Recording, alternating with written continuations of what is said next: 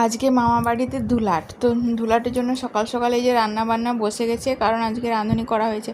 আর যেহেতু দুপুর হয়ে গেলে প্রচণ্ড গরম হয়ে যাচ্ছে, তো ওই জন্য সকাল সকাল রান্না বসে গেছে। এখন 9:30 মতো প্রায় বাজে, তো সকালে এখনও কেউ খায়নি। সকালের খাবার দাবারের আয়োজন করা হয়েছে, আর এদিকে রান্নার আয়োজন প্রায় অর্ধেক হয়ে গেছে, আর বাকি অর্ধেক আছে। তো আমরা খাওয়া দাওয়া করে এখন ধুলাট দেখতে যাব, আর এদিকে রাঁধুনি রান্না করতে থাকুক। আর এই যে দেখুন, 5 মাসালের সবজি, ডাল, পোস্ত সমস্ত কিছু হয়ে গেছে। তো চলুন ধুলাট দেখে আসি। নামযজ্ঞ হয়েছে বাবা। এই নামযজ্ঞটিকে কি বলে? মহারাস। মহারাস হয়েছে বাবা। আজকে দেখুন, রাস কোথায় হয়েছিল বাবা? রাস হয়েছিল তারপর যুগে বৃন্দাবন। আজকে ভগবান এই ভাগবতে বলে গেছে বাবা, যে যেখানে হয় হরিকথা, যেখানে হয় নাম সংকীর্তন, সেখানে হয় নব বৃন্দাবন। বলছে খেলা ভেঙে গেল।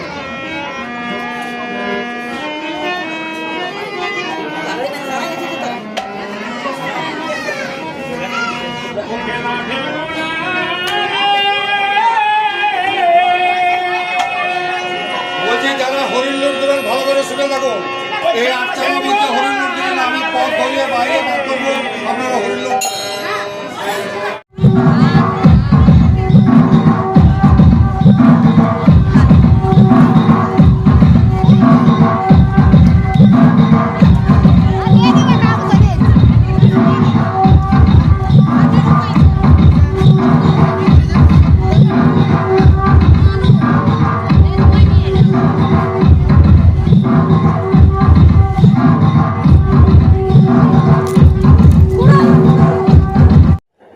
তো ধুলাট তো দেখলেন, ধুলাটটা আমাদের এখানে পুরোহিত মশাই খুব সুন্দরভাবে করেন, দেখতে ভালো লাগে। তো পুরোটা দিতে গেলে অনেক বড় হয়ে যাবে ভিডিওটা, ওই জন্য শর্টে দেখালাম।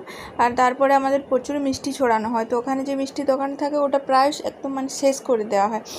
তো মিষ্টিগুলো যাতে কেউ আটচালাতে না ছড়ায়, ওই জন্য পুরোহিত মশাই বলে দিলেন। তো বাইরে সবাই ছড়াচ্ছিল, আর আমরা প্রচুর মিষ্টি, চকলেট, বাতাসা এসব কুড়িয়েছি, আর আমরাও ছড়িয়েছি, অনেক কিছু হরিলুট দিয়েছি আর কি।